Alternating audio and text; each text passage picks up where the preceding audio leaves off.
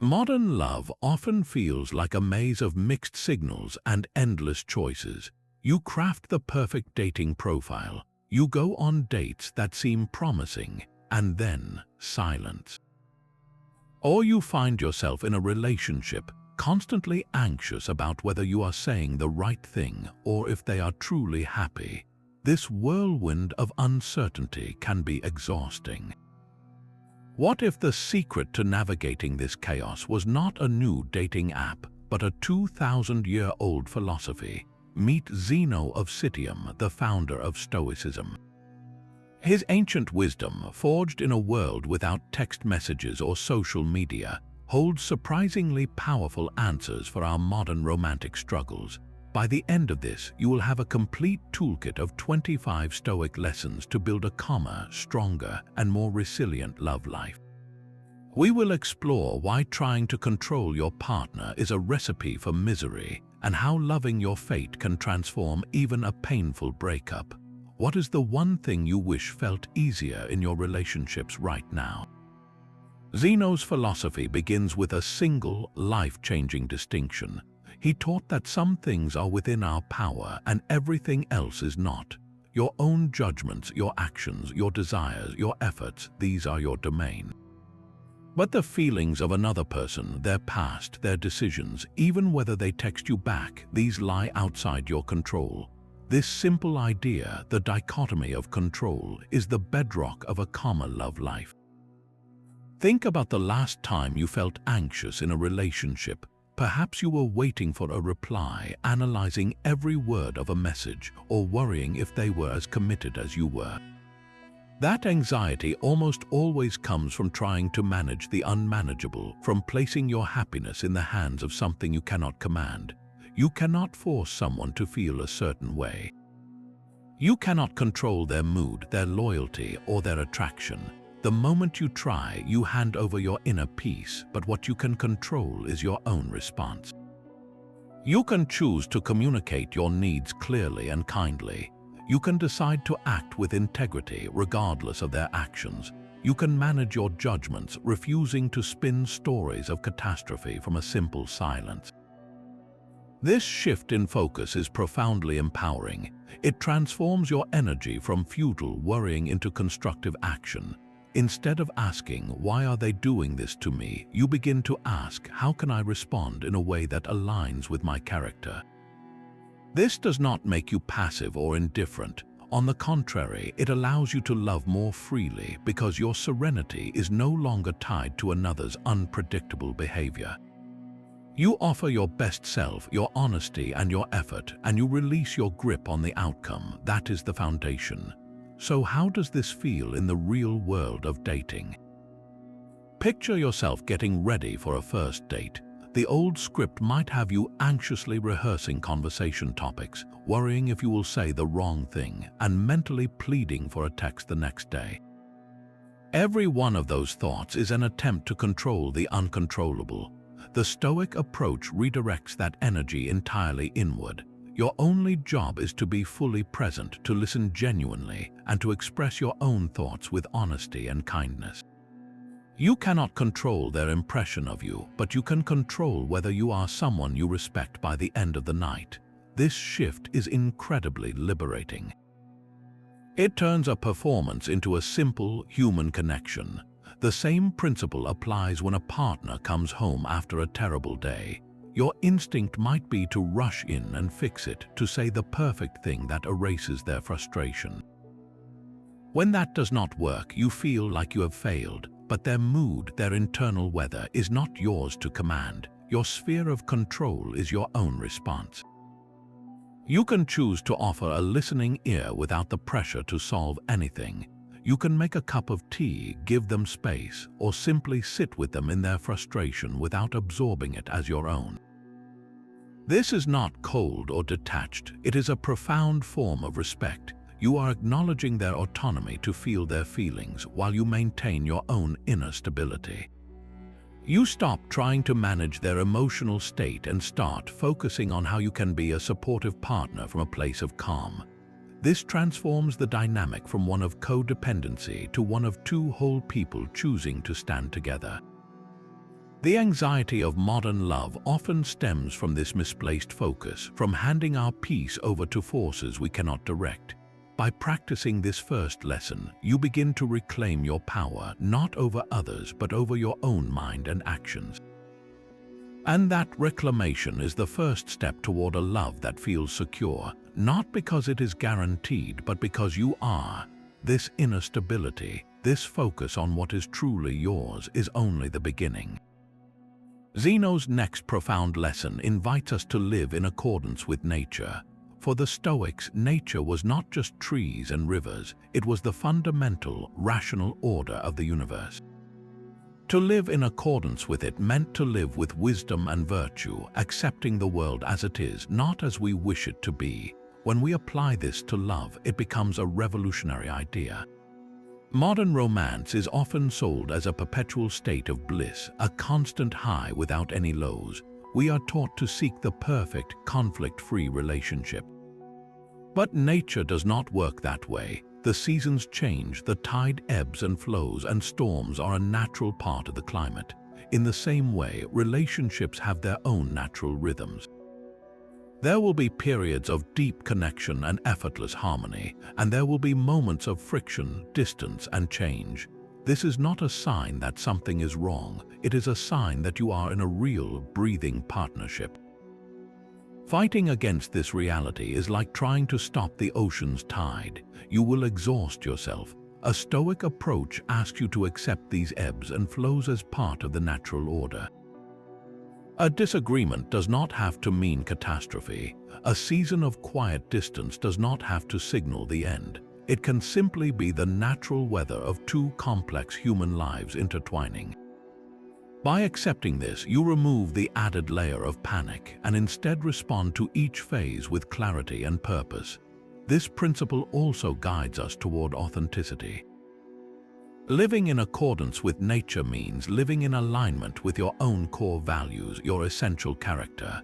Are you in a relationship that forces you to pretend, to shrink, or to become someone you are not? That is like a tree trying to grow sideways. It is a fight against its own nature, and it will never be strong or healthy. A partnership that is in accordance with nature feels authentic. It allows both people to grow toward their own light, rooted in their individual virtues, while supporting each other's growth. It is not about finding a perfect person, but about building a connection where your fundamental natures can coexist and complement one another. Think about your own core values. Is it integrity, kindness, a thirst for knowledge? Now, look at your relationship. Does it encourage those values or suppress them? When you choose a partner whose fundamental nature resonates with your own, the relationship itself becomes a source of strength, a natural extension of who you are. You are no longer trying to force a square peg into a round hole. You stop seeking a fairy tale and start building a habitat where real, resilient love can actually grow. This acceptance of natural change and this commitment to authentic alignment transforms love from a frantic search for perfection into a calm, deliberate practice. It prepares you not for a life without storms, but for a life where you know how to sail. This relentless focus on what we can control and accepting nature's flow leads us to one of Stoicism's most challenging yet liberating ideas, Amor Fati, the love of one's fate. It is the radical acceptance of everything that happens to you, not with passive resignation, but with an active embrace. In the context of love, this is where the philosophy becomes truly transformative. We are conditioned to see breakups and rejection as pure failures, as evidence of our own inadequacy, or as a theft of our future happiness. Amor Fati asks us to reframe these events completely. What if that painful ending was not a mistake in your story, but a necessary chapter? What if it was the very thing required to steer you toward a relationship that truly aligns with your nature, or to forge a strength within you that you never knew you possessed? This is not about pretending the pain does not exist. The heartache is real. It is about choosing to see that pain as a teacher rather than a torturer. Think of a relationship that ended. The old narrative might be, I wasted 2 years, or they were the one and I lost them. the Stoic narrative, the practice of Amor Fati, would sound profoundly different. It would say that relationship taught me what I truly need in a partner. It showed me my own boundaries, or it revealed a vulnerability I now have the chance to strengthen. It was the precise experience I needed to become the person I am today. This shift does not happen overnight. It is a conscious decision to mine meaning from the rubble. Every rejection becomes a redirection. Every heartbreak carves out a little more space for wisdom and resilience. Imagine carrying this mindset into your dating life. A first date that goes nowhere is no longer a blow to your self-esteem. It is simply a data point, a clear sign that this was not the right connection, saving you both from months of mismatched effort. It is the universe or nature efficiently closing a door so you can turn toward the one that is meant to open. This perspective dismantles the fear of failure that often paralyzes us in love.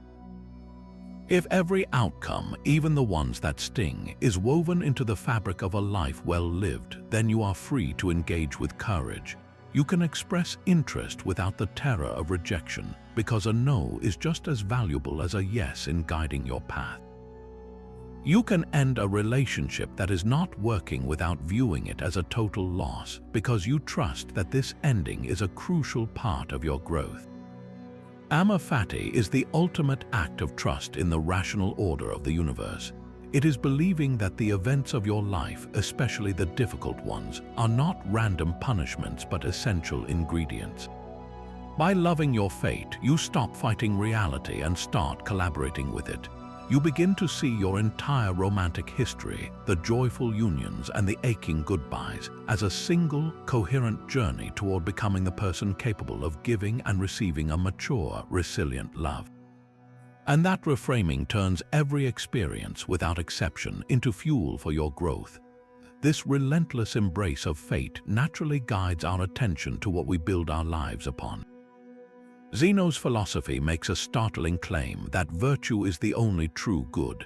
Not money, not fame, not even romantic love itself, but the quality of your character. In our world, this sounds almost radical. We are bombarded with messages to seek partners who are successful, attractive, or impress our friends. But Stoicism asks a more fundamental question. What is the actual foundation of a lasting connection? Is it a high-paying job that could vanish, or a pleasing appearance that time will alter? Or is it something unshakable, a person's integrity, their kindness, their courage? To value virtue above all else is to reorient your entire search for love. It means prioritizing a partner's character over their resume. It is choosing the person who is honest when a lie would be easier, who is kind even when no one is watching, and who acts with fairness even in conflict. These are the traits that form the bedrock of trust and safety.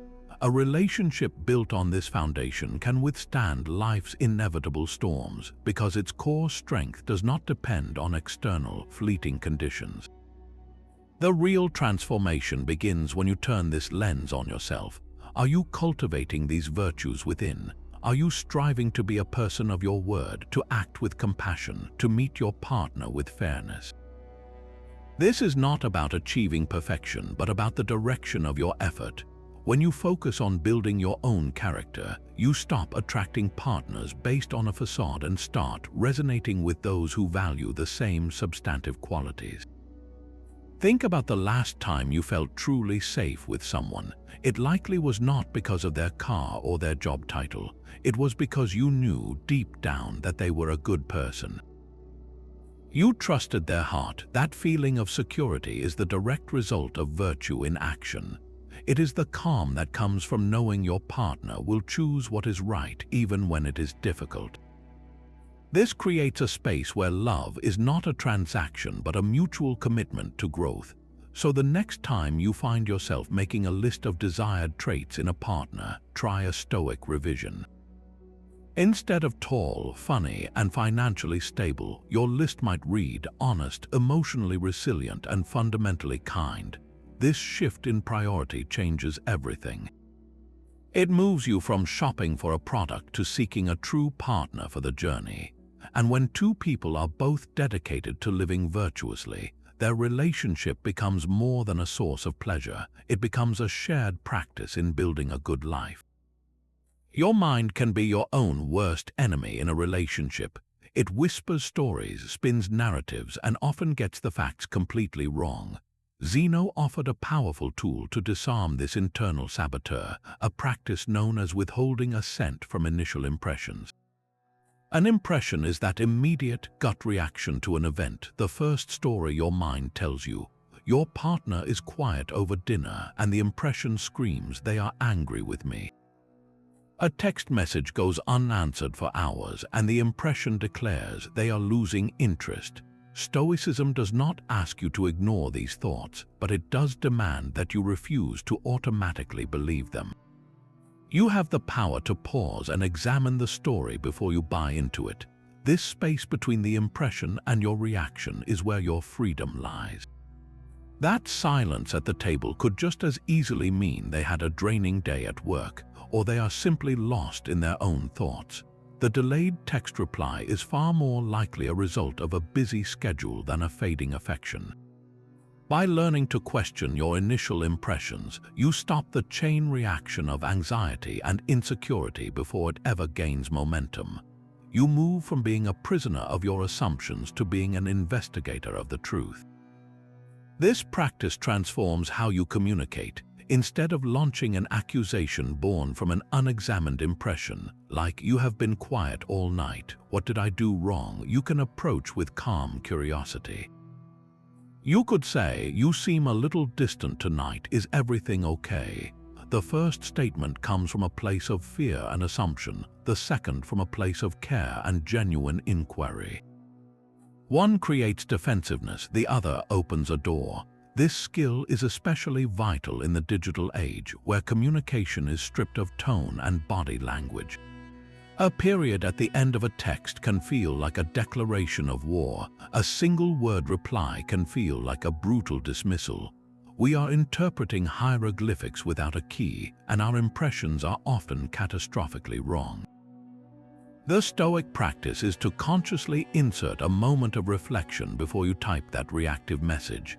Ask yourself, is this interpretation the only possible one? What is a more neutral or generous explanation? You might realize that the short reply was sent in a hurry between meetings, or that the period is just how they type. By withholding your immediate assent, you prevent yourself from creating a conflict that never existed in the first place. This is not about suppressing your feelings, but about honoring them enough to ensure they are based on reality, not on a fearful fantasy. It is the difference between being ruled by the weather of your mind and learning to be the calm observer who knows that storms always pass. When you master this pause, you stop borrowing trouble from a future that may never arrive, and you start responding to your partner, not to the monster your imagination created. The very ground beneath our feet is in constant motion, a truth we often forget in our search for something permanent. Zeno and the Stoics called this impermanence a fundamental law of nature, and applying it to love changes everything about how we experience it. We so often enter relationships with a silent, desperate hope that this one will last forever. We cling to the person, to the feeling, terrified of the day it might change or end. This clinging is a form of fear, and it poisons the present moment. The Stoic lesson is not to love with cold detachment, bracing for an inevitable loss, but to love with a profound and grateful awareness that this moment is fleeting. Think of a beautiful sunset. You do not watch it while anxiously calculating how many minutes of light remain. You simply immerse yourself in its beauty precisely because you know it is temporary. That awareness does not diminish the experience, it intensifies it. This is how we can choose to be with our partners. When you release the desperate need for a guarantee of forever, you free yourself to fully appreciate the reality of today.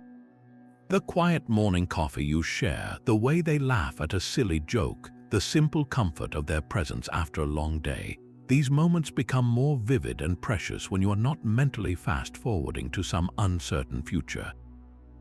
You stop taking them for granted. This mindset also transforms how you handle conflict.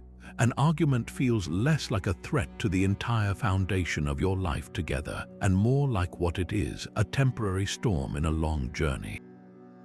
You can navigate it with more grace because your security is not solely dependent on this relationship lasting, but on your own ability to act with virtue right now.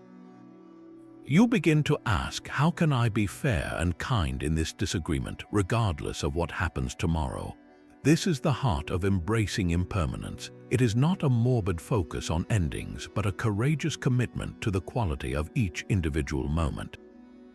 It means loving your partner deeply today, as if it could be the last day, not with panic, but with presence and gratitude. That is how you build a love story not defined by its length, but by its depth, a story where every chapter, however long it lasts, is lived fully and without regret. The fear of loss can become a shadow over even the brightest connection. We hold on so tightly, terrified that our grip might slip, that we forget to simply feel the warmth of the hand we are holding. Zeno proposed a counterintuitive exercise to dissolve this fear, a practice known as premeditatio malorum, or the premeditation of evils. This is not about dwelling on disaster, but about consciously and briefly imagining the loss of what you cherish. It sounds jarring, even morbid, yet its purpose is the exact opposite, to return you to the present moment with a heart full of gratitude. Take a quiet moment and consider your partner. Now imagine a world where they are no longer in your life, not with anger or blame, but simply as a fact. Feel the hollow space their absence would leave. Notice the silence where their laughter used to be. Then open your eyes and see them there, real and present. The emotional shift is immediate and profound. The minor annoyance you felt about their habit of leaving dishes in the sink suddenly seems trivial. The simple fact of their existence becomes a gift. This practice transforms your entire perspective. You stop focusing on what the relationship is lacking and start marveling at the miracle of its existence. It makes you less needy because you viscerally understand that your happiness and wholeness are not permanently housed in another person. You appreciate your partner not as a possession you are afraid to lose, but as a gift you are privileged to experience for as long as you have it. This mental rehearsal also builds a remarkable emotional resilience. By voluntarily visiting the possibility of loss in your mind, you take away its power to shock you in reality. Life is unpredictable, people change, circumstances shift, and nothing is guaranteed. When you have already contemplated these truths in a calm state, you are not shattered by them if they come to pass. You have already built a foundation of inner strength that can withstand the tremors of change. This does not make you cold or detached, it makes you steady. It allows you to love more freely because you are no longer loving from a place of desperate attachment, but from a place of conscious, grateful choice. You begin to see each day with your partner not as a step on a guaranteed path, but as a precious, non-renewable resource. You listen more intently, you touch more consciously. You say the kind words you might otherwise save for later. Negative visualization is the Stoic art of using the awareness of endings to infinitely deepen the beauty of the present. It is the practice that turns taking someone for granted into the daily, active art of taking nothing, absolutely nothing, for granted. Your inner fortress has walls built from your own choices and judgments. Zeno taught that this citadel of your mind is unbreachable, that no external event can disturb your peace unless you grant it entry. In the landscape of modern love, this is the ultimate lesson in setting boundaries. A boundary is not a wall to keep others out, but the defining line of your own inner kingdom, the point where your responsibility ends and another's begins. When your partner speaks to you with disrespect, you have a choice. You can fling open the gates, allowing their words to shatter your calm and dictate your worth. Or you can stand firm on the ramparts, acknowledging their action without letting it become your internal reality. You can calmly state, "I will not be spoken to in that way," and then disengage until we can communicate respectfully. This is not an act of coldness, but one of profound self-respect. Your worth is not a prize they can award or revoke. It is a treasure you guard within your own walls. Emotional independence stems from this same fortress. It means your happiness is not a resource your partner must constantly supply. You generate it from your own virtues, your own interest, your own purpose. A healthy relationship is not two halves becoming one. It is two complete fortresses choosing to build a bridge between them. You do not need your partner to fill a void within you. You invite them to share the abundance you have already cultivated. This changes the dynamic from one of desperate need to one of generous offering. You are together not because you are broken, but because you are whole and your wholeness complements theirs. Think of a time you felt your mood plummet because of a partner's criticism or withdrawal. That feeling is the signal that you have handed them the keys to your fortress. You have allowed their actions to define your inner state. Reclaiming your sovereignty means taking those keys back.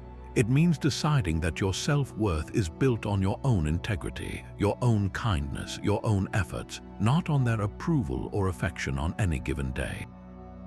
This does not make you invulnerable to pain, but it does make you resilient. The storms may rage outside, but within your walls, you retain the power to choose your response, to tend your own garden, and to remember who you are. Justice in love extends far beyond the courtroom. It is the daily practice of fairness that turns a house into a home.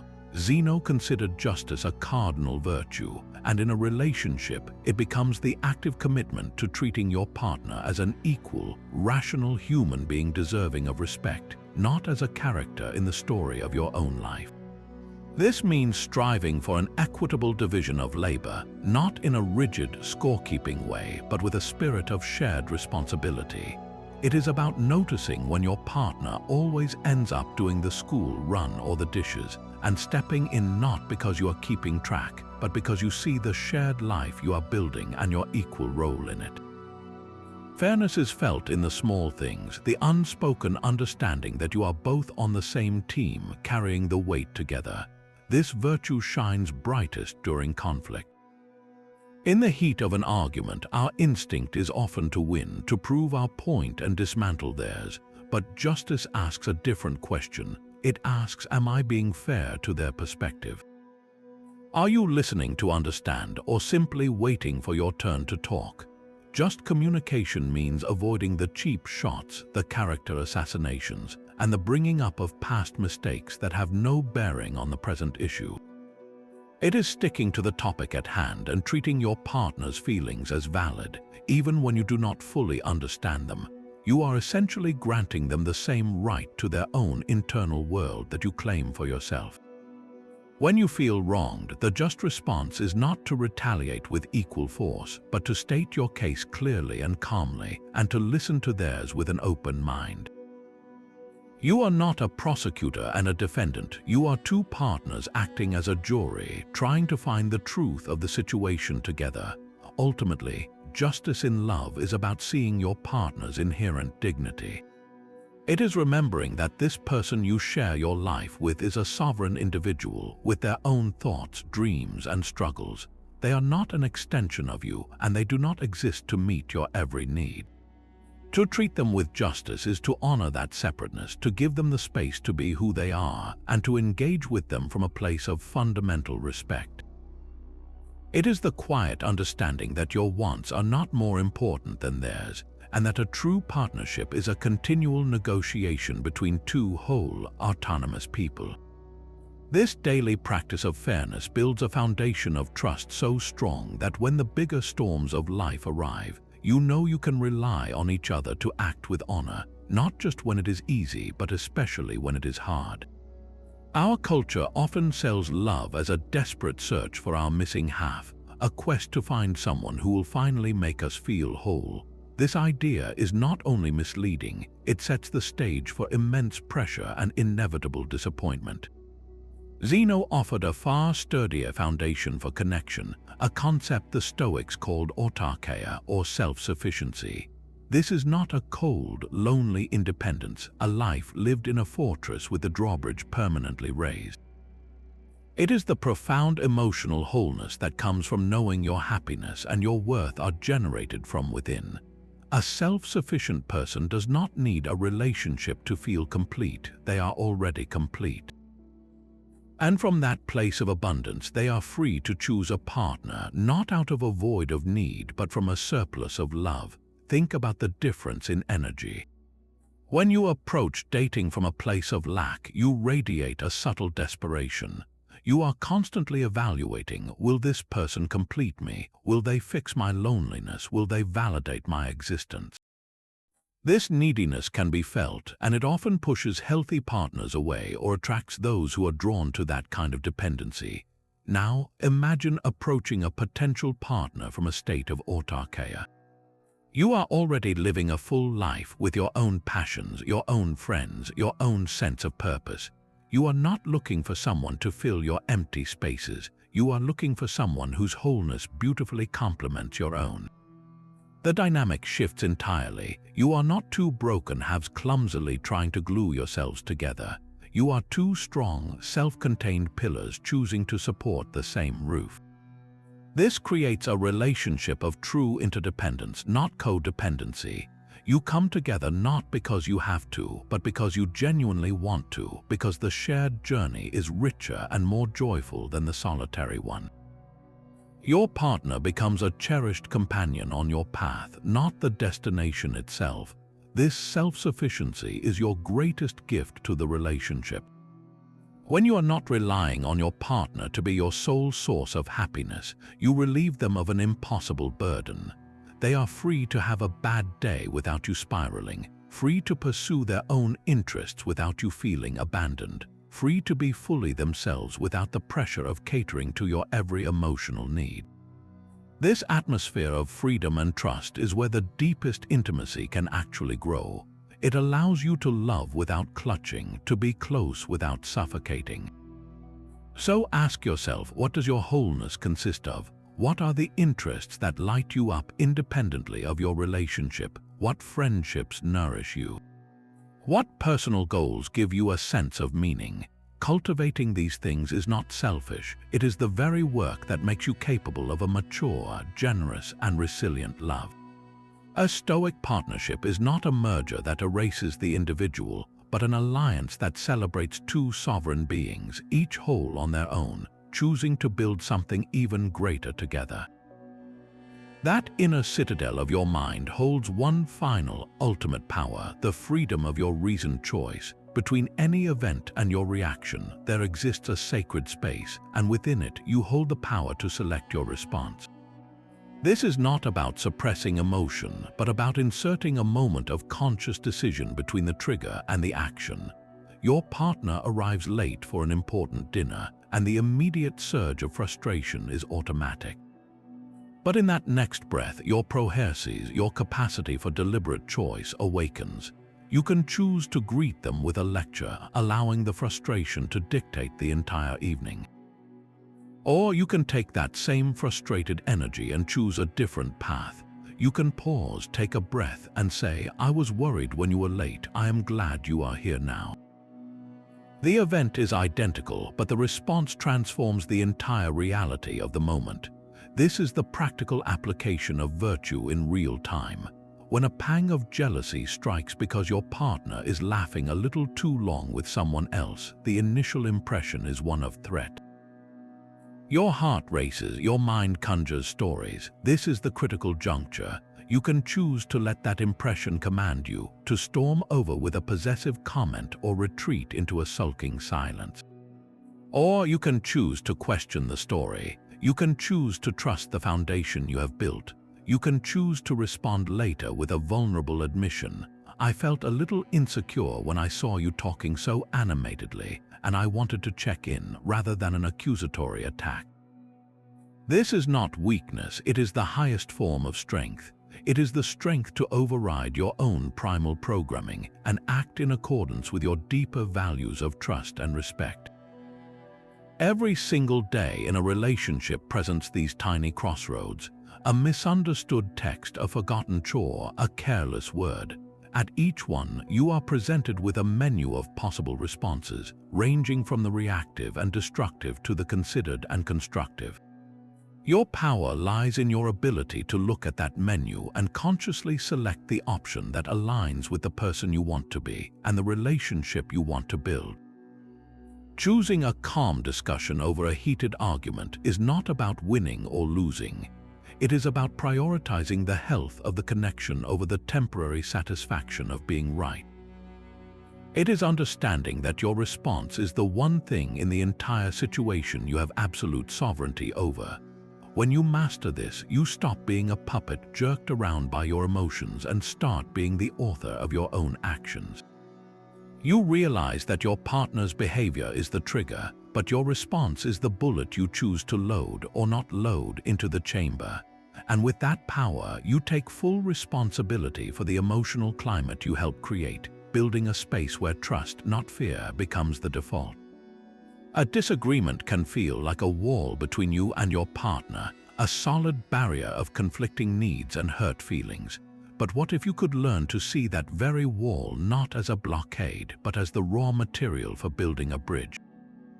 This is the essence of turning obstacles upside down, a Stoic practice that transforms relational friction into fuel for growth.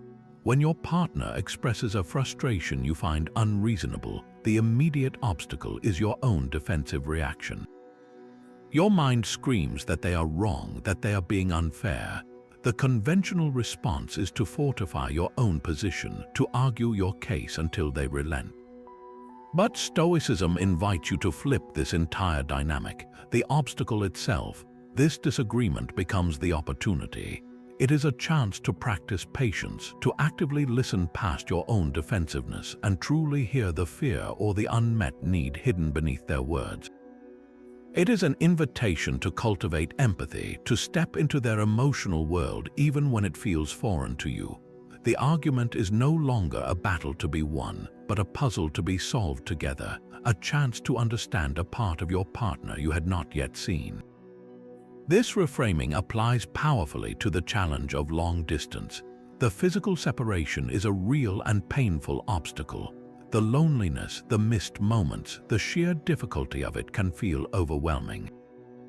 Viewed through a conventional lens, it is a problem to be endured until it is over. But turn it upside down and it transforms into a unique opportunity. The distance forces you to master a skill that is often neglected in cohabitation, the art of intentional communication. You cannot rely on physical presence or casual touch. You must learn to express your feelings, your fears, and your daily triumphs with words alone. You must schedule time to connect, to be fully present for each other across the miles. This obstacle, this very distance, can forge a level of emotional intimacy and communicative clarity that many couples who see each other every day never achieve. It builds a foundation of trust that is not based on constant proximity, but on a conscious daily choice to show up for one another.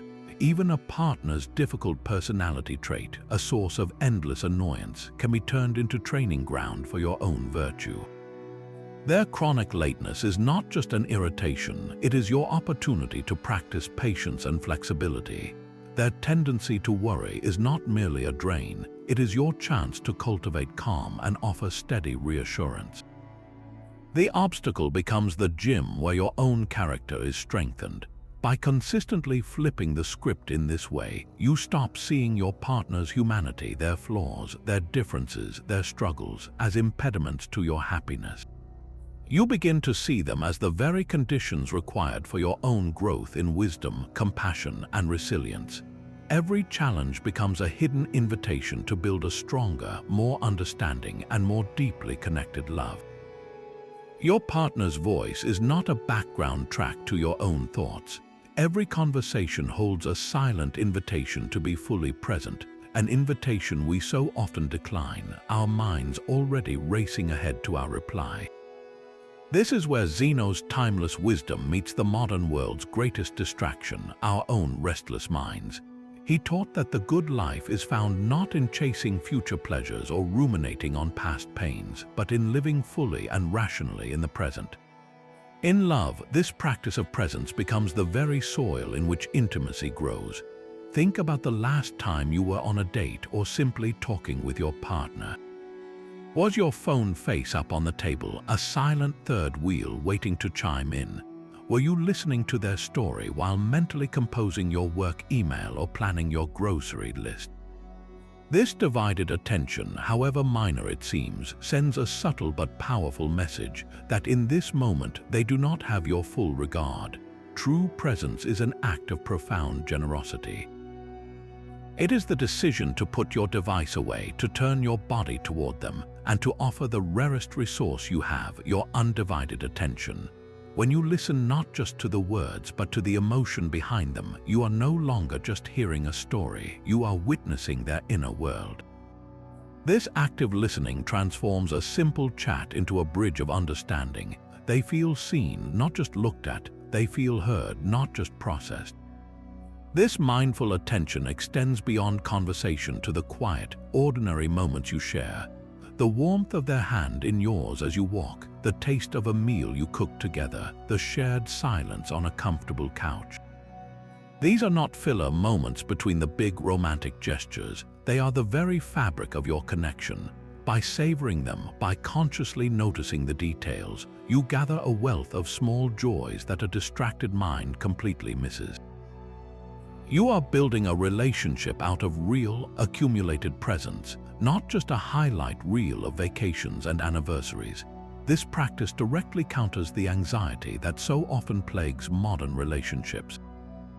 Worry is almost always about a future that has not happened, a story you are telling yourself about what might go wrong.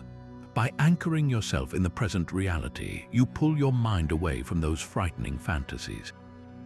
Right now, in this moment, you are safe. Right now, you are together. Right now, you can choose to simply be here with them. This does not solve all your problems, but it returns you to the only time and place where you can actually address anything, the eternal now. So the next time you are with your partner, challenge yourself to a minute of complete presence. Notice the color of their eyes, the sound of their laugh, the feeling of being in the same room. Do not just wait for your turn to talk, but listen as if their words were a map to a hidden treasure. In that space of pure attention, without the static of past regrets or future fears, you will find a deeper, calmer, and far more resilient connection waiting for you. That critical voice in your head is always ready with a label. He is so messy, she is too emotional, they are just irresponsible. We slice up the people we love with these judgments, turning their whole, complex humanity into a single, frustrating flaw. Zeno offered a radical alternative to simply pause the court of your own mind. This is the practice of withholding judgment, of replacing the gavel of criticism with the open hand of curiosity. Your partner leaves their clothes on the floor again. The immediate judgment is that they are lazy or disrespectful. This story feels true, and it fuels a simmering resentment. But what if you suspended that verdict? What if, instead of declaring them guilty of being a slob, you approached the situation with a question? I notice the clothes are often left on the floor. Is there a reason that happens, or is there a way we could make it easier to put them away? This shift in approach is seismic. You are no longer an accuser, you are an investigator. You are seeking to understand the why behind the action. Perhaps they are so mentally drained from work that this one task feels insurmountable. Maybe they genuinely do not even notice they are doing it. The action is the same, but your understanding of it completely transforms your reaction. This practice is not about becoming a doormat or ignoring your own needs. It is about recognizing that your initial judgment is rarely the whole truth. It is a single, often uncharitable interpretation of events. When you judge less, you create a space for your partner to be human, to have bad days, to possess quirks that are not personal attacks on you. You stop seeing their behavior as a problem you need to fix and start seeing it as a piece of a larger puzzle you are trying to solve together. This is especially vital when navigating differing opinions on big topics, from finances to family. The judgmental mind immediately declares your view is wrong and mine is right. it builds a wall. The curious mind asks, "Tell me more about why you see it that way." It builds a bridge. You may still disagree in the end, but you will understand the landscape of their reasoning. You will see the fears, the values, and the experiences that shaped their perspective. And when you understand someone, it becomes almost impossible to demonize them. Judgment pushes people away, while understanding pulls them closer. It says, "I see all of you, not just the parts that are convenient for me." So the next time you feel that familiar surge of criticism toward your partner, try an experiment. Catch the judgmental thought and consciously set it aside. Then ask one gentle, open-ended question.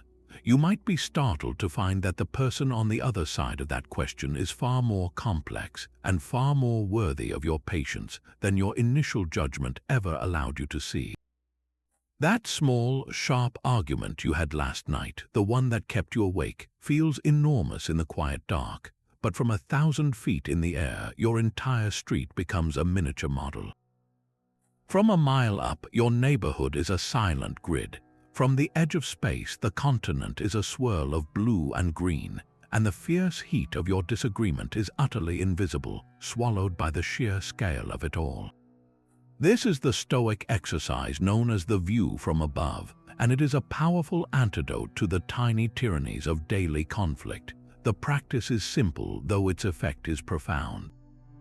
When you find yourself locked in a petty dispute, your heart racing over a forgotten errand or a careless comment, you pause and actively pull your mind's eye upward. You imagine yourself rising above the room, above the building, seeing your life from a great and silent height. In that expanded perspective, the problem that felt like a boulder in your path begins to look like the pebble it truly is. This is not about minimizing your feelings, but about contextualizing them. Your frustration is real, but is this specific issue worth the emotional energy you are pouring into it? Will this matter in a week, a month, a year? When you imagine looking back on this moment from your deathbed, will you even remember the sting of this particular criticism, or will you remember the sum total of the love you shared? The view from above recalibrates your internal compass, pointing it back toward true north. It helps you distinguish between the earthquakes and the tremors. Most of the things we fight about in relationships are tremors, the friction of two complex lives rubbing together. The wet towel on the floor, the tone of voice used during a stressful moment, the debate over what to watch. These are not the foundations of your connection. They are the weather, not the climate. By regularly practicing this shift in perspective, you train yourself to let the small stuff go with a sigh instead of a shout. You save your emotional resources for the battles that truly matter, the ones concerning core values, respect, and trust. The next time a minor irritation arises, try it. Take a mental step back and see the two of you from that cosmic vantage point. You are two small, fragile beings on a spinning planet, trying your best to navigate a brief and beautiful life together. In that vast silence, the question writes itself, is this, right here, what I want to spend our precious time on? The answer is almost always a quiet, resounding no. And in that no, you find the space to release the grievance, to offer a smile instead of a rebuttal, and to return your focus to the only thing that has ever truly mattered, the love that drew you together in the first place. Your partner is not a project waiting for your renovation. That fundamental truth lies at the heart of accepting people as they are, a lesson Zeno would recognize as simply aligning with reality. We so often fall in love with potential, with the polished version of a person we believe we can help them become. We see a rough edge and think, I can smooth that out. We notice a habit and quietly add it to our mental list of things to fix. This is a recipe for a quiet, simmering war of attrition, where love becomes conditional upon their transformation. The Stoic approach asks a far more peaceful question. What if you love the person in front of you, not the one you hope they might be someday? This is not about tolerating disrespect or abuse, which are actions you should never accept. It is about separating a person's core character from their annoying habits or differing preferences. Their inherent nature might be fundamentally kind, but they are also inherently forgetful. They might be deeply loyal, but they are also naturally messy. When you try to crusade against their ingrained nature, you are fighting a battle you cannot win. You will exhaust yourself with the frustration of trying to change the unchangeable, and they will feel perpetually criticized for being who they are. The alternative is a profound and liberating shift to consciously choose to love the whole person, quirks and all. This acceptance is the bedrock of authenticity. It allows your partner to finally relax, to stop performing and simply be. They feel seen and loved for their true self, not for the mask they wear to earn your approval. This creates a psychological safety that is the very oxygen of intimacy. Think of a trait you often find irritating. Now, consider if that trait is perhaps the flip side of a quality you actually admire. Their stubbornness is also their determination.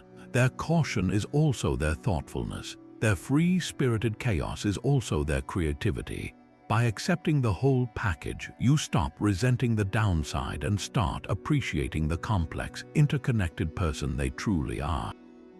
This does not mean you cannot ask for changes in behavior, especially when it affects your shared life. But there is a world of difference between a request and a demand for fundamental change.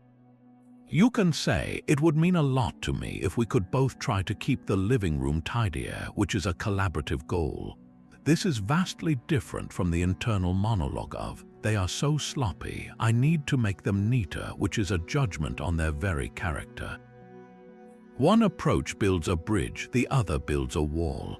Accepting your partner as they are is ultimately an act of granting them the same humanity you claim for yourself. You have your own set of flaws and idiosyncrasies, do you not? You hope for grace and understanding. Offering that same grace in return is the practice of Stoic justice in its most personal form. It is the decision to lay down your tools of renovation and instead pick up the lantern of appreciation, illuminating the person who is already there, and discovering that when you stop trying to change them, you both become free to grow together in the most unexpected and beautiful ways. The words we choose can either build a bridge or burn one down. Zeno's emphasis on reason and virtue translates directly into the art of communication, transforming it from a potential battlefield into a collaborative space for understanding. Clear reasoning demands that we first untangle our own thoughts before we speak. When a feeling of hurt or frustration arises, pause and ask yourself, what is the true source of this feeling and what do I actually need? Instead of the cloudy accusation, "You never help with the chores," clarity reframes it into a specific, actionable request. "I feel overwhelmed trying to manage the household alone, and I would really appreciate it if we could create a cleaning schedule together." The first statement is a vague attack that invites defensiveness. The second is an honest expression of a need that invites partnership. This is communication rooted in the Stoic virtue of wisdom, knowing what is real and addressing it directly. Kindness is the other essential ingredient, the virtue of justice applied to conversation. It means speaking to your partner as you would a cherished friend, with respect for their dignity, even in disagreement. Your tone carries as much weight as your words. The same sentence can be a dagger or an invitation depending on how it is delivered. "I need to talk to you about last night," spoken with a sigh and soft eye contact, opens a door. The same words delivered with a cold stare and crossed arms slams it shut. Kindness also means choosing the right moment. Launching into a serious conversation when your partner has just walked in from a stressful day is unlikely to yield the clarity you seek. It is the wisdom to know that timing is part of the message. This combination of clarity and kindness dismantles the toxic patterns of passive aggression and blame. Passive aggression is the opposite of Stoic virtue. It is an attempt to manipulate or punish without taking responsibility for your own feelings. The silent treatment, the sarcastic remark, the heavy sigh meant to be decoded, these are all ways of saying, "I am upset, but I refuse to communicate it honestly." They poison the well of trust, forcing your partner to play a guessing game with your emotions. Blame, on the other hand, immediately puts the other person on the defensive. You always and you never are rarely true and always feel like an attack. They focus on judging the other person's character rather than addressing a specific behavior. The Stoic shift is to use "I feel" statements that own your emotional experience. "I feel hurt when plans are cancelled last minute without a discussion" is far more productive than "you are so flaky and unreliable." One expresses a boundary, the other is a character assassination. This way of communicating is a discipline. It requires you to master your initial reactive impulses and choose a response aligned with your higher goal, a strong, understanding partnership.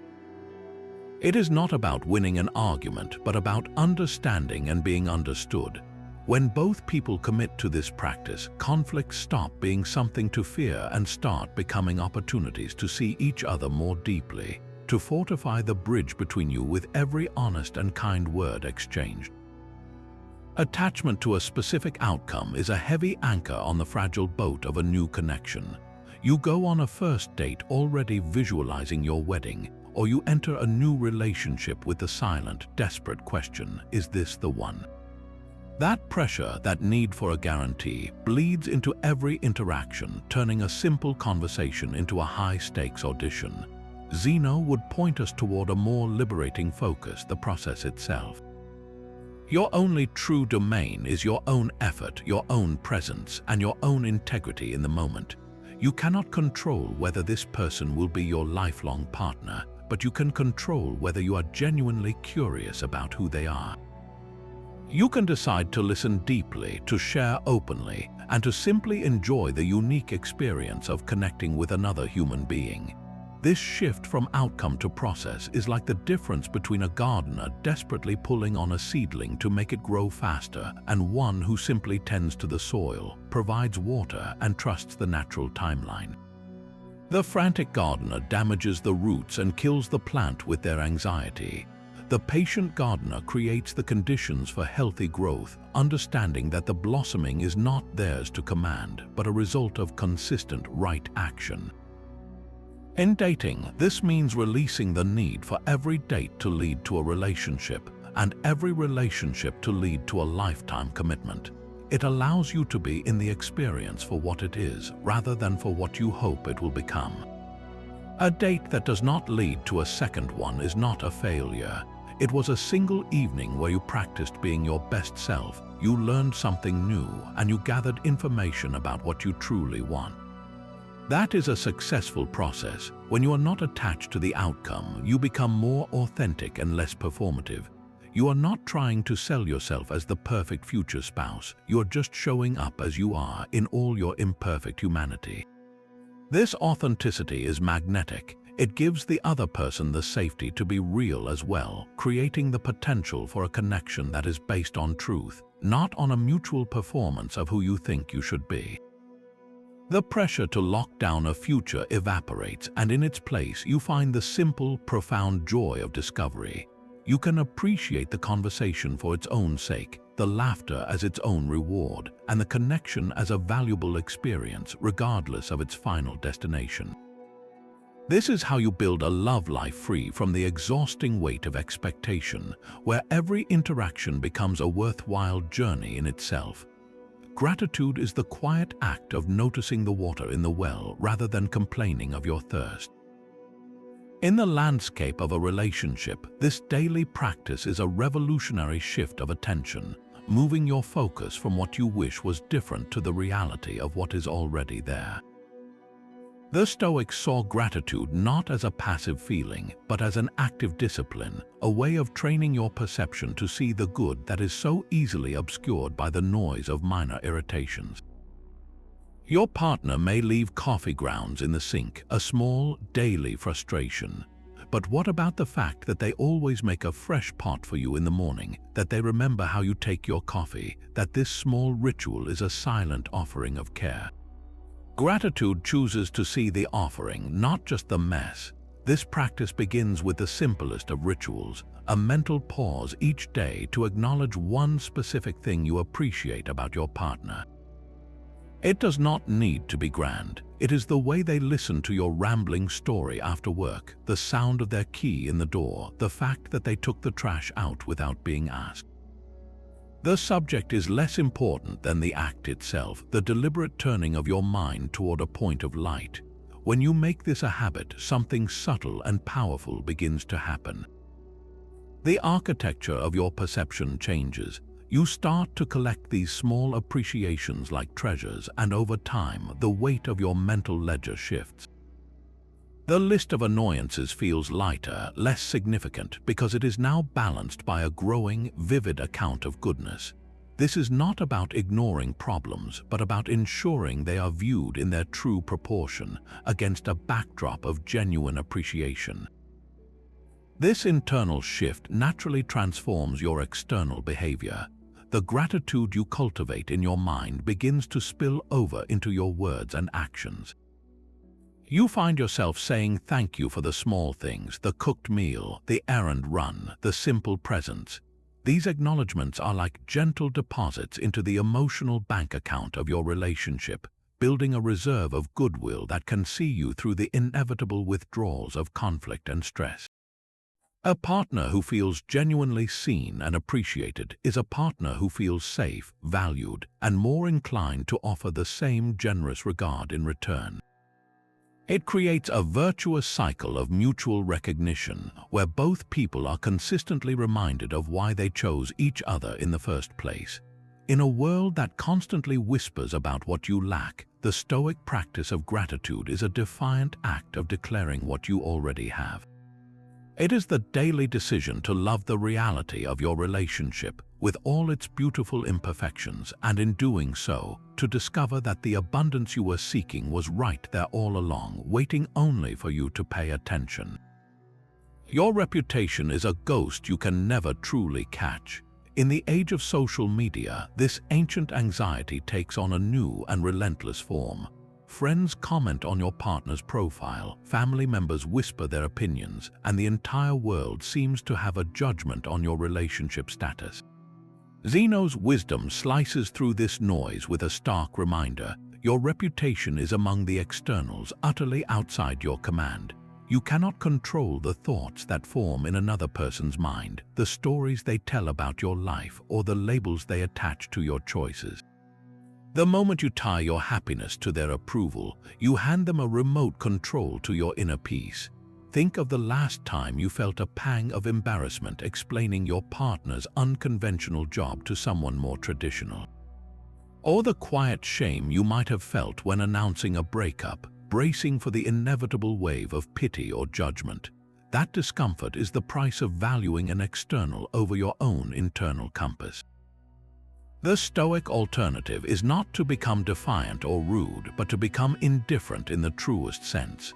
You can listen to others' opinions with polite detachment, as you would listen to the weather report, acknowledging the information without letting it dictate your journey. Your focus must remain on the only thing that holds real weight: the integrity of your own actions within the relationship. Are you kind? Are you honest? Are you fair? These are the measures that matter, not whether your relationship looks perfect from the outside. A couple that appears flawless on Instagram may be deeply unhappy in private, while a partnership that seems messy or unconventional to others might be a profound source of strength and joy for those inside it. The opinions of others are like shadows on the wall. They have no substance of their own. They are merely distorted shapes cast by a light you cannot see. When you stop chasing the approval of those shadows, you are finally free to build a relationship that is authentic to you and your partner, a private sanctuary built on your shared values, not a public performance designed for an audience that does not have to live your life. The space between your words can be more powerful than the words themselves. There is a profound Stoic wisdom in silence, a deliberate pause that creates room for understanding to grow. In the heat of a disagreement, our instinct is to fill every second with our own defense, to counter their point before they have even finished making it. This creates a cacophony where no one is truly heard. Zeno taught the value of thoughtful speech, which necessarily includes the discipline of knowing when not to speak at all.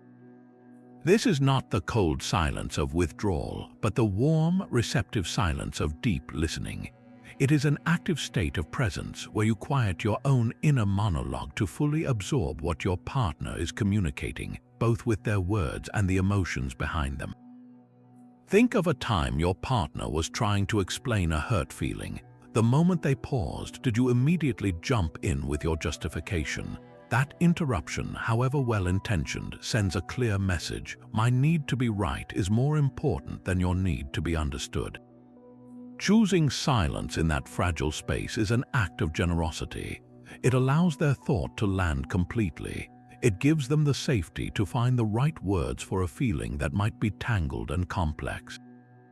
This practice prevents so many unnecessary conflicts because it stops the cycle of reactive, hasty words spoken only to win a battle in the moment.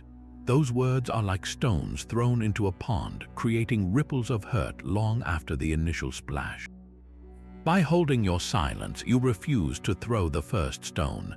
You allow the emotional temperature to cool, creating space for reason to re-enter the conversation. Silence is also a gift you give your partner when they are processing something difficult. They may not need your solution or your advice. They may simply need a quiet container to hold their thoughts without judgment. Your silent, attentive presence says, I am here with you in this. I trust you to find your own way. I am not here to fix you, but to support you. This builds a trust deeper than any perfectly crafted piece of advice ever could. It acknowledges their autonomy and their own inner wisdom. The next time a conversation becomes charged, challenge yourself. Before you speak, take one conscious breath. Use that breath to create a small island of silence.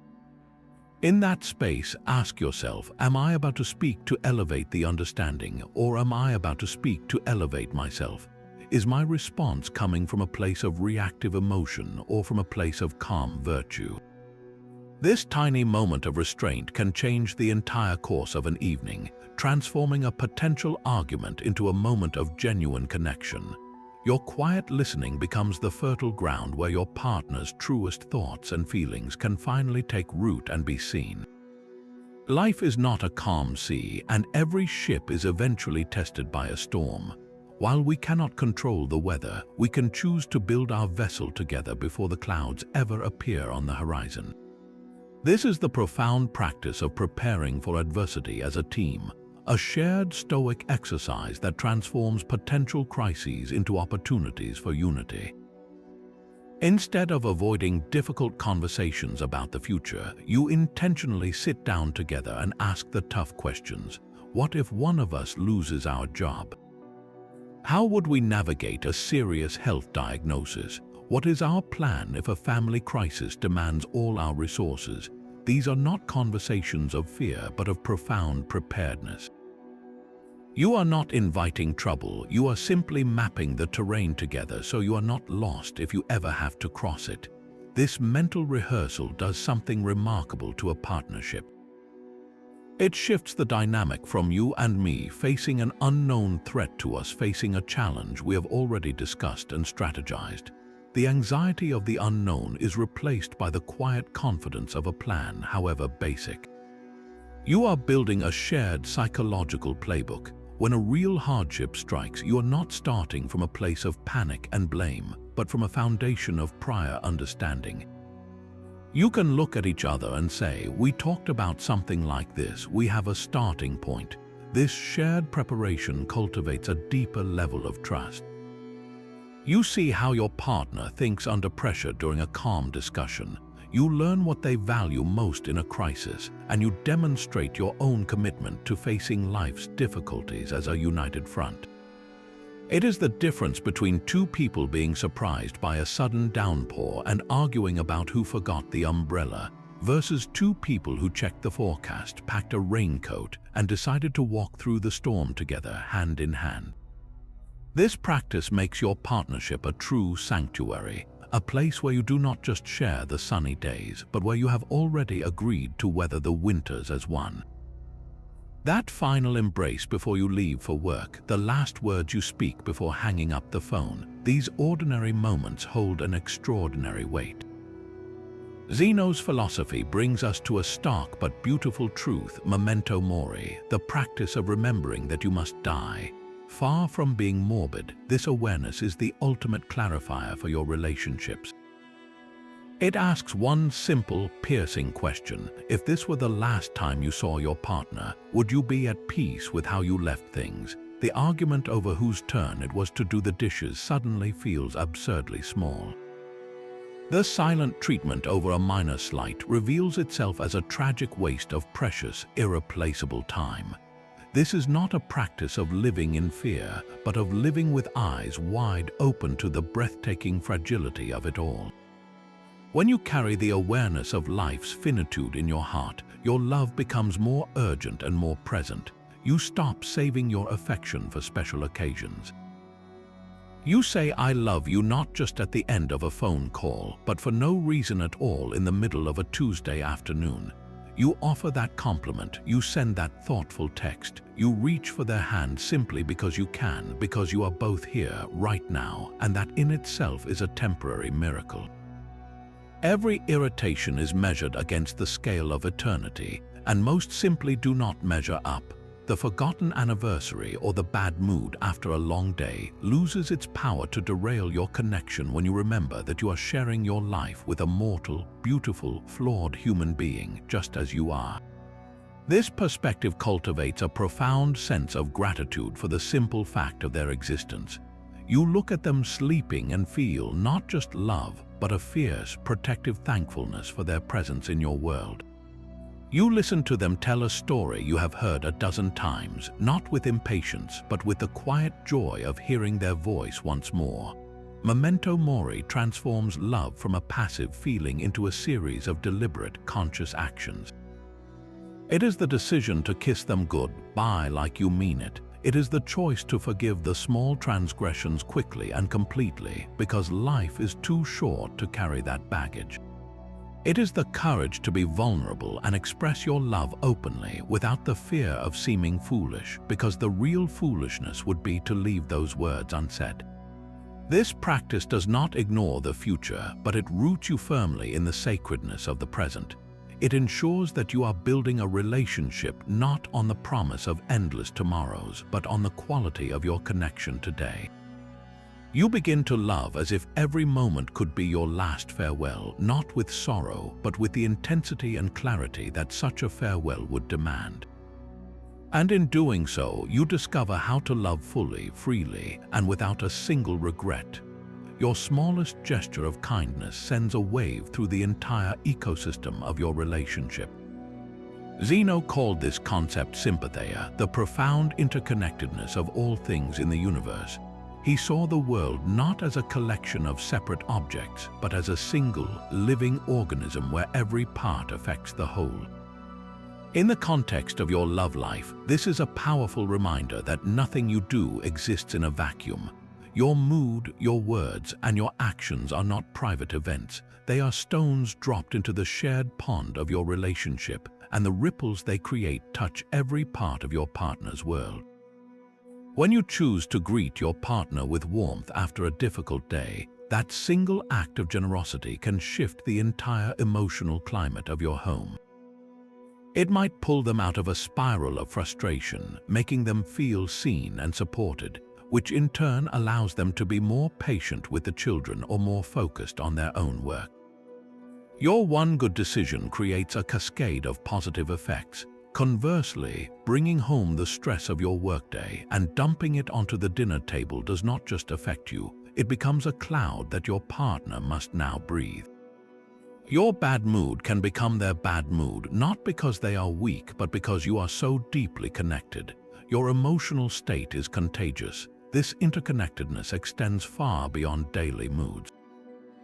The commitment you show by keeping a small promise, like remembering to pick up the milk, reinforces a larger pattern of trust. It is a tiny thread, but it strengthens the entire fabric of your shared reliability. When you consistently choose to listen instead of interrupt, you are not just having a better conversation, You are actively building a world where both of you feel safe to be vulnerable. Every fair resolution to a disagreement deposits a little more security into your collective emotional bank account. This is the relationship ecosystem, a delicate network of trust, respect, and mutual support that you co-create with every single choice. It means that the way you speak about your partner to your friends does not just stay with your friends. It subtly shapes how you see your partner when you return home. The effort you put into your own well-being is not a selfish act. It is a direct investment in the health of your partnership, because a happier, more stable you is a gift to the person who shares your life. Seeing your relationship through the lens of sympathy grants you a new kind of power and responsibility. You begin to understand that the most impactful work you can do for your love life often happens in the quiet moments of your own choices. You start to ask, what kind of ecosystem am I creating with my actions today? Is it one of nourishment and growth, or one of toxicity and depletion? Your individual virtue is the sunlight and water for this shared garden.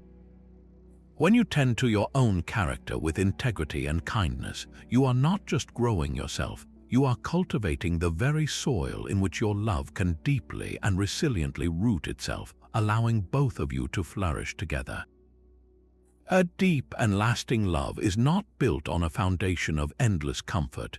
Zeno's ultimate lesson cuts directly against the grain of modern romance, reminding us that the final goal of life is not pleasure but virtue. We are taught to seek relationships that feel easy, that offer a constant stream of validation and good times. But a Stoic partnership asks a more demanding question: is this relationship making me a better person? Is it encouraging my courage, my justice, my wisdom, my self-discipline? Sometimes the most loving action is the one that feels the least pleasant in the moment. It is the difficult conversation you initiate about a behavior that hurts you, a talk you dread because it risks conflict. It is setting a firm boundary that you know will be met with disappointment. It is holding your partner accountable for a promise they broke, not to punish them, but because you respect the shared commitment you have made. These are not pleasant tasks. They are stressful and emotionally draining. In a culture obsessed with easy happiness, they can feel like failures, but from the Stoic perspective, they are the very essence of a good relationship. They are the practical exercises in the gym of virtue. When you choose to have that hard conversation with compassion and clarity, you are practicing courage and justice. When you listen to your partner's difficult feedback without becoming defensive, you are practicing wisdom and self-control. The relationship itself becomes your training ground, not for becoming a perfect couple, but for becoming more virtuous individuals. This reframes every challenge. A period of friction is no longer a sign that you are with the wrong person, but an opportunity to strengthen your patience and your communication. A disagreement over values is not a threat, but a chance to deepen your understanding and practice fairness. You stop asking, is this relationship making me happy all the time? And start asking, is this relationship helping us both grow into the people we aspire to be? The pleasant feelings, the joy, the laughter, these are the beautiful byproducts of a connection built on solid ground. They are the welcome weather on a well-built journey. But if you make pleasure the primary goal, you will find yourself avoiding every necessary difficulty. You will swallow your truth to keep the peace. You will tolerate disrespect to avoid an argument. You will choose the path of least resistance until one day you wake up in a relationship that is pleasant but utterly hollow, a beautiful facade with no foundation of true character. A Stoic love is willing to endure the temporary discomfort of growth for the lasting reward of a genuine, resilient bond. It understands that the most profound intimacy is often forged in the fires of difficult truth, not in the gentle glow of perpetual agreement. Your final aim is not a life free from relational problems, but a life lived with integrity alongside someone who values that same arduous and noble pursuit. These 25 lessons from Zeno form a complete philosophy for modern love, a sturdy compass for the often confusing terrain of the heart. We began by drawing the most critical line, the dichotomy of control, focusing our energy solely on our own judgments and actions.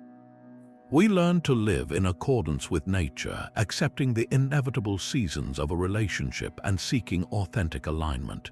We practiced Amor Fati, loving our fate by finding meaning even in heartbreak. We reoriented our entire search, valuing a partner's virtue above all external traits.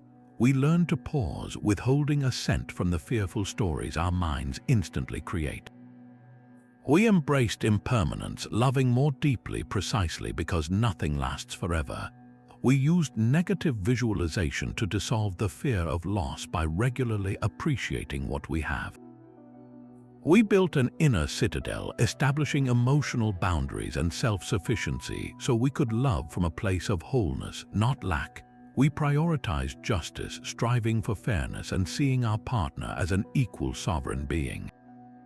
We exercised our proherses, our power of choice, in every reaction, selecting responses that build bridges instead of walls. We turned every obstacle upside down, using friction as fuel for growth. We committed to being fully present, offering the rare gift of our undivided attention.